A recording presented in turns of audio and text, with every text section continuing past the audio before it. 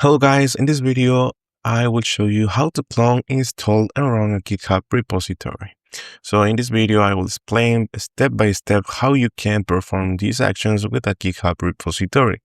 First, keep in mind that you need to have a GitHub account created to be able to access multiple repositories, whether shared or public. Also, keep in mind to have a version of Git installed, which will allow us to install any type of repository. In this case, I will test it with this repository right here. You are going to click on it and go to the section that says code. This bar right here, this button, click on it, and this link will appear, which you need to copy. Now, on your desktop, right-click on the new and create a folder where we will store our repository. You can name it wherever you like.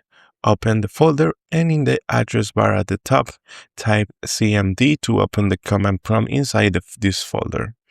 Type the command git clone, followed by the URL we copy. Press enter and wait for it to clone into our folder. Once it's loaded, now we are going to access the cloned repository here. We can see that the repository is already inside the folder. We are going to navigate into it using the command cd followed by the name of our copy repository. Once we are inside the folder, we are going to proceed with the installation. The command we need to type is npm install. Press enter and wait for it to install.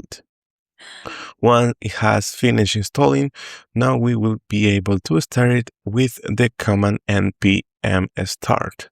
And now we can see that our repository called portfolio, which is a React project, has successfully started. And that's it.